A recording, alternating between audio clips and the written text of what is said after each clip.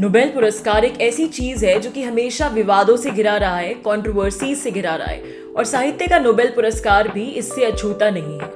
अभी तो सुनने में साहित्य बड़ी अनकॉन्ट्रोवर्शियल सी चीज लगती है कि भला साहित्य में किस प्रकार की राजनीति। साहित्य का नोबेल पुरस्कार जाहिर सी बात है उसे दिया जाना चाहिए जिसकी लेखन शैली सबसे ज्यादा प्रभावशाली हो, जो कि लेखन के माध्यम से, अपनी राइटिंग स्टाइल के माध्यम से कुछ नया करने की कोशिश कर रहा हो, वगैरह वगैरह। लेकिन सच्चाई ये है कि साहित्य से ज़्यादा पॉलिटिकल चीज़, लिटरेचर से ज़्यादा पॉलिटिकल चीज़, या फिर यूँ कह सकते हैं कि ओपन टू पॉलिटिकल इंटरप्रिटेशन चीज़ कोई दूसरी नहीं है।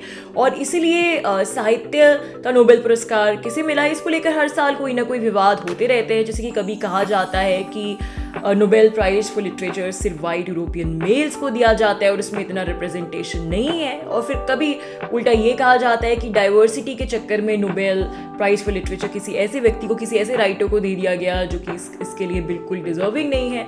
या फिर कभी यूँ भी कहा जाता है कि ये सिर्फ इसलिए दिया गया क्योंकि फला ऑथर के वर्क्स में हमें पॉलिटिकल करेक्टेडनेस देखने को मिलती है। तो इसका कोई क्राइटेरिया नहीं है ऑब्वियसली कि नोबेल प्राइज़ फॉर लिटरेचर किसे दिया जाए, बहुत ही सब्जेक्टिव चीज़ है, इसलिए इसे लेकर हमेशा हमें विवाद देखने को मिलते हैं। तो खैर, इस बार का नोबेल प्राइज़ इन लिटरेचर मिला है नॉर्वेजियन राइटर यॉन फोसे को। तो आज के वीडियो में हम जानेंगे यॉन फोसे की लेखन शैली के बारे में कि यॉन फोसे की लेखन शैली में ऐसी क्या खासियत है, ऐसी क्या विशिष्टता है जिसकी वजह से इन्हें नोबेल प्राइज़ फॉर लिटरेचर से नवाजा गया। तो खैर, यॉन फोसे को फिर नोबेल प्राइज़ फॉर लिटरेचर इस साल का मिला तो है, लेकिन इसके उनके अलावा जो कॉन्टेंडर्स थे, जो लगातार मीडिया में जिनके नाम आ रहे थे, उनमें सबसे नोटेबल नाम वर्ल्ड फेमस, विश्वविख्यात अंग्रेजी लेखक सलमान रुश्दी का था, जिनके बारे में शायद आप में से बहुत लोगों ने, सभी लोगों ने सुना होगा।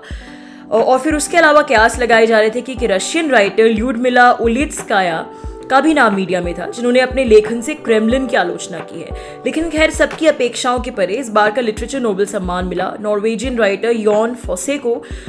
अब यॉन फोसे के बारे में अगर बात करें तो यॉन फोसे एक ऐसे राइटर हैं जो कि नॉर्वे में तो काफ़ी पॉपुलर है, लेकिन नॉर्वे के बाहर इन्हें शायद ही ऐसा कोई हो जो जानता हो, यानी इंग्लिश स्पीकिंग वर्ल्ड में इनका कोई नाम नहीं है, एक पॉपुलर ऑथर नहीं है। इसलिए हम में से बहुत से लोगों ने, बल्कि अधिकतर लोगों ने इनका नाम इनको नोबेल प्राइज़ मिलने के बाद ही सुना होगा, पहली बार सुना होगा। तो ये भी एक इंग्लिश स्पीकिंग वर्ल्ड में जो पाठक वर्ग है, तो उसके लिए ये एक प्रकार का सरप्राइज ही था कि यॉन फोसे को नोबेल प्राइज़ फॉर लिटरेचर मिला। अब यॉन फोसे की लिटरेरी आउटपुट के बारे में अगर हम बात करें तो इन्होंने बहुत सी साहित्यिक विधाओं में लिखा है, कहानियाँ, कविताएं, उपन्यास, चिल्ड्रंस लिटरेचर, नाटक, निबंध आदि। लेकिन ये सर्वाधिक अपने नाटकों के लिए जाने जाते हैं और इनके नाटकों का मंचन नॉर्वे के बाहर भी बहुत से देशों में हो चुका है। इनकी लेखन शैली के बारे में एक बेहद ख़ास बात यह है कि ये नॉर्वे की न्योर्स्क और न्यू नॉर्वेजियन डायलेक्ट में लिखते हैं। अब नॉर्वेजियन भाषा के दो लिखित रूप प्रचलित हैं, जिसमें से ये जो न्योर्स्क डायलेक्ट है, ये सिर्फ माना जाता है कि नॉर्वे के मात्र 10% लोग इस डायलेक्ट का, इस भाषा का प्रयोग करते हैं। अब ये डायलेक्ट किस प्रकार से प्रयोग में आई और इसका क्या इतिहास है, ये भी बड़ा रोचक है। तो एक समय था, बहुत लंबे समय के लिए नॉर्वे डेनमार्क के अंतर्गत आता था, यानी डेनमार्क की कॉलोनी था। तो जाहिर सी बात है कि जो नॉर्वे की भाषा थी उसमें डैनिश भाषा का काफ़ी प्रभाव था, काफ़ी इन्फ्लुएंस था। फिर 1814 में जब नॉर्वे ने डेनमार्क से स्वतंत्रता हासिल की, नॉर्वे एक स्वतंत्र राष्ट्र बना, तो उस समय इस बात पर काफ़ी विवेचना हुई, काफ़ी डिस्कशन हुआ कि नॉर्वेजियन भाषा की अपनी एक अलग आइडेंटिटी बनाई जानी चाहिए, जो कि डैनिश भाषा के प्रभाव से पृथक नॉर्वे की जो संस्कृति है, जो यहाँ की वास्तविक ग्रास रूट्स लेवल की संस्कृति है, उसे प्रतिबिंबित करे।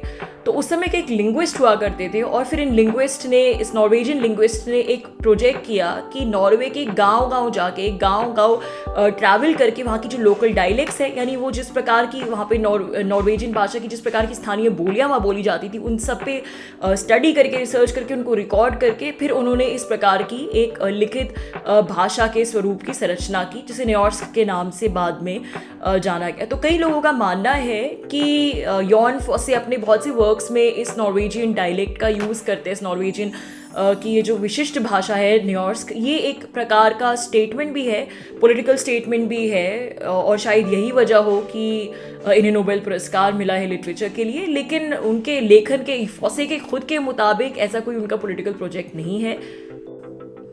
फॉसे की लेखन शैली मिनिमलिज्म के लिए जाने जाती है, जिसे फॉसे मिनिमलिज्म भी कहा जाता है।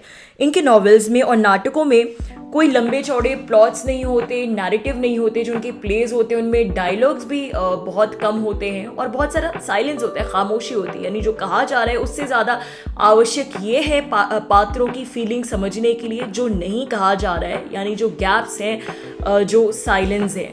तो इनकी लेखनी में हम कह सकते हैं कि कंटेंट के मुकाबले, यानी क्या कहा जा रहा है इसके मुकाबले ये ज़्यादा ज़रूरी है कि वो कैसे कहा जा रहा है। यानी कि भाषा का शिल्प जो है वो ज़्यादा ज़रूरी बन जाता है कंटेंट के मुकाबले। तो भाषा भी ये बहुत सीधी सरल इस्तेमाल करते हैं और रिदम, मेलोडी और साइलेंस के माध्यम से फॉसे अपना मैसेज पाठकों तक पहुंचाते हैं। फॉसे के नाटकों के किरदार, जैसे कि मैंने कहा, ज़्यादा वार्तालाप नहीं करते, डायलॉग का प्रयोग बहुत कम होता है और जो भी होता है उसमें बहुत ज़्यादा दोहराव रहता है। यानी इनके वर्क्स में बजाय लंबा चौड़ा नैरेटिव या सीन खड़े करने के, इस बात पे स्पॉटलाइट रहता है कि कैरेक्टर्स की भावनाओं का, उनके आंतरिक द्वंद का चित्रण हो। ऐसी ही भावनाएं जो आम लोग महसूस करते हैं और इनके मुताबिक अधिक बातचीत या डायलॉग से ही पोर्ट्रेल फ्लैट पड़ जाता है। अब अपनी एक्सपेरिमेंटल लेखन शैली के चलते फॉसे की तुलना विश्व विख्यात लेखक सैमुअल बेकेट से भी की गई है। सैमुअल बेकेट जो कि एक बहुत बड़े एग्जिस्टेंशलिज्म फिलॉसफी है, उसकी फील्ड में बहुत बड़े राइटर माने जाते हैं। और इनका एक उपन्यास है वेटिंग फॉर गॉडो, उपन्यास नहीं सॉरी एक नाटक है वेटिंग फॉर गॉडो, जो कि एक अंग्रेजी, जो कि एक लिटरेचर के साहित्य की फील्ड में एक मील का पत्थर माना जाता है। तो वेटिंग फॉर गॉडो में दो पात्रों के डायलॉग हैं और ये किसी का इंतजार कर रहे हैं, किसी की प्रतीक्षा कर रहे हैं, लेकिन कोई एक्शन नहीं हो रहा, ना कोई आ रहा है, ना कोई जा रहा है और ना कोई कहानी है, ना कोई प्लॉट है, बल्कि एक बहुत ही नॉनसेंसिकल सा, बेतुका सा संवाद है, जो कि आम पाठक को बहुत ही नॉनसेंसिकल सा, बेतुका सा लगेगा, लेकिन जिसकी अगर हम गहराई में जाएं तो जीवन की जो वास्तविक दार्शनिकता है, जो वास्तविक दार्शनिक अनुभव है जीवन के, वो वेटिंग फॉर गॉडो प्रतिबिंबित करता है। तो कुछ इसी प्रकार का जो लेखन का जो राइटिंग स्टाइल है वो यॉन फॉसे का है। अभी तो जैसा कि मैंने कहा, फॉसे इंग्लिश स्पीकिंग वर्ल्ड में बिल्कुल भी पॉपुलर ऑथर नहीं है, लेकिन इनके वर्क्स का 50 से भी ज़्यादा भाषाओं में, वर्ल्ड लैंग्वेजेस में अनुवाद हो चुका है। और चूंकि जाहिर सी बात है कि अब तो इन्हें नोबेल प्राइज़ फॉर लिटरेचर मिला है, तो विश्व भर के पाठकों को इनके वर्क्स अब पढ़ने को मिलेंगे। अब इनके सबसे पॉपुलर लिटरेरी वर्क्स की अगर बात करें तो इनका सबसे ज़्यादा क्रिटिकली अक्लेम कृति सेप्टोलॉजी सीरीज़ है, जो कि 7 भागों में लिखा गया एक नॉवल है और इसे 3 एडिशंस के माध्यम से रिलीज़ किया गया है।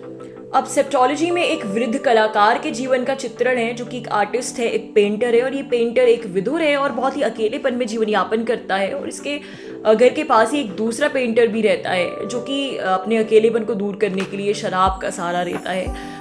तो बहुत ही एक दुख भरा मेलनकलिक सा नॉवल है, जिसमें उस पेंटर की लाइफ स्ट्रगल है, उसकी फैमिली के साथ स्ट्रगल, उसकी आर्टिस्टिक स्ट्रगल, कि कैसे वो अपने बाहरी जीवन और आंतरिक जीवन के बीच सामंजस्य स्थापित करने की कोशिश करता है। और बहुत ही दुख भरी कहानी है उस पेंटर की इस नॉवल में। अब इस नॉवल की ख़ास बात ये है, ये जो पूरा नॉवल है ये लगभग 800 पेज लंबा नॉवल है और पूरे नॉवल में सिर्फ एक ही वाक्य है। यानी कि नॉवल एक शब्द से शुरू होता है और नॉवल के अंत तक उस वाक्य में फुल स्टॉप नहीं लगता।